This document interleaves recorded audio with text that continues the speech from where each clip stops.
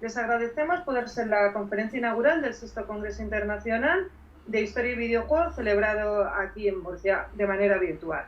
Somos Ruth García Martín, Palo Martín y Begoña Cariñanos. Yo soy doctora en estudio de juegos y actualmente soy profesora en la Universidad de Castilla-La Mancha y en la Universidad Isabel I de Burgos.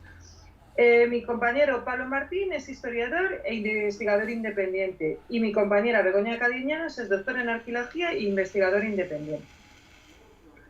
Conocer el pasado es un problema epistemológico serio. El pasado, por definición, no existe y ya no se puede replicar, por lo que para conocerlo solo puede llegarse a través de sus restos y sus reminiscencias.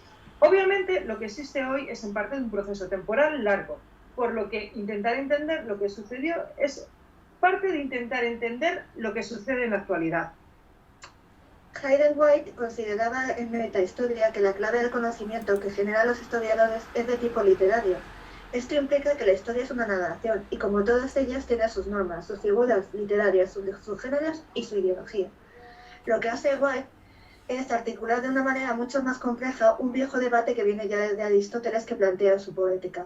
Para Aristóteles la historia es una narración de menor calidad que la tragedia, porque la historia cuenta lo que pasó, pero no lo que pudo pasar. Cuenta por tanto lo particular y no lo general, que es un dominio propio de lo trágico. No deberíamos olvidar que al tener una musa, la historia es considerada también para Grecia como arte, al igual que la tragedia.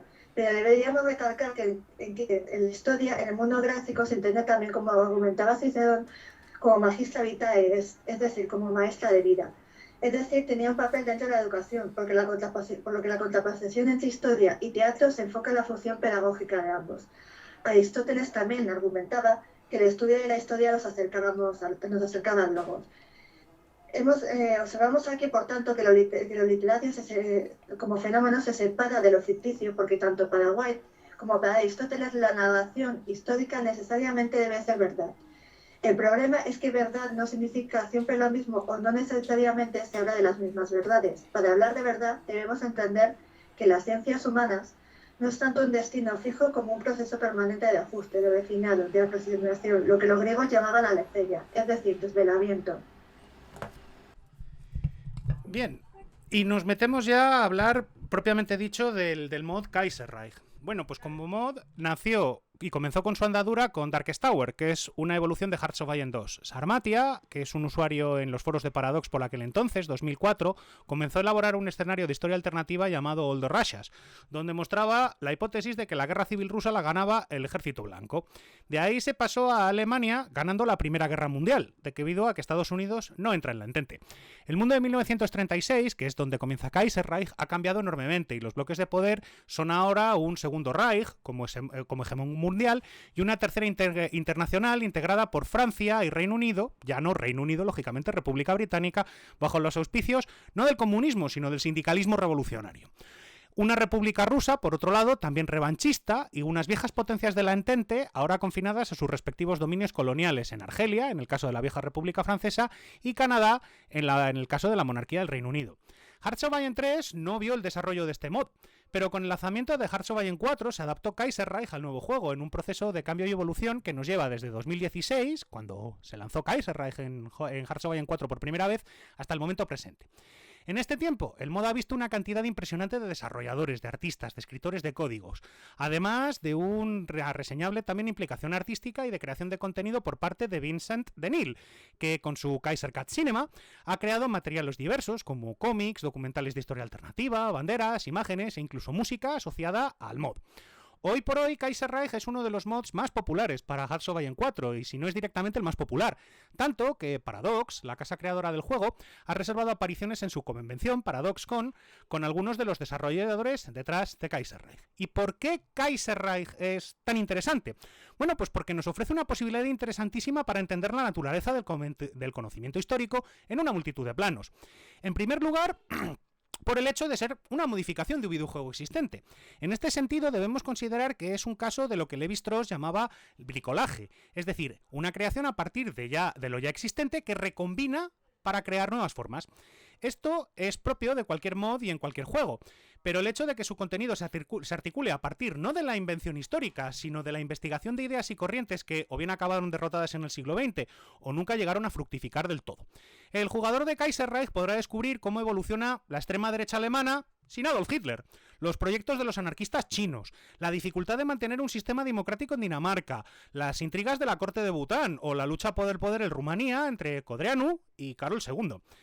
Es una versión, como vemos, donde los subalternos de la historia real se convierten en protagonistas, y esto nos permite una exploración sistemática de los avatares del tiempo, desafiando así a las narrativas teologicistas y obligando a reevaluar la relación entre causas y efectos del proceso histórico.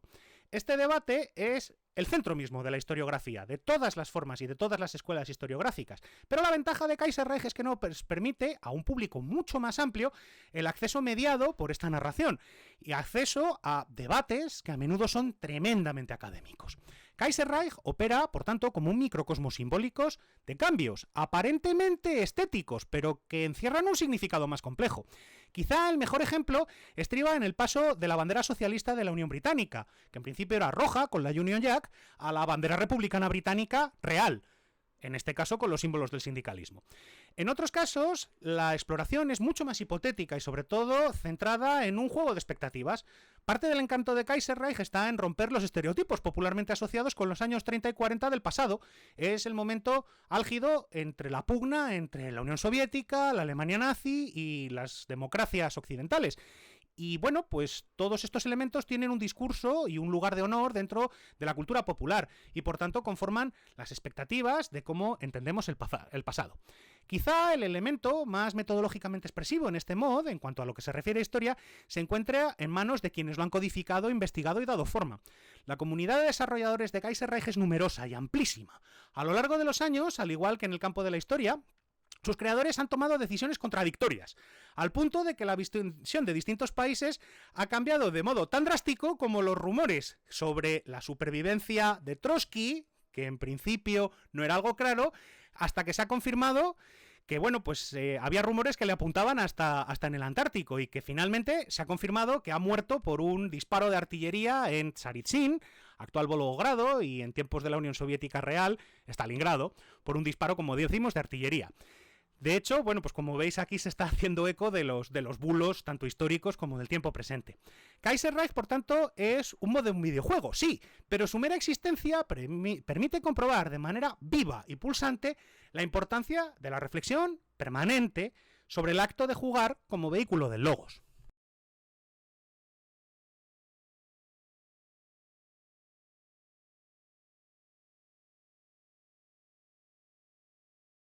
Por último, queríamos dar las gracias directamente a Kaiser Cat Cinema, Vincent Denil y Luis Miguel por toda la ayuda que nos han proporcionado y la cesión de todas las imágenes que son directamente de los autores.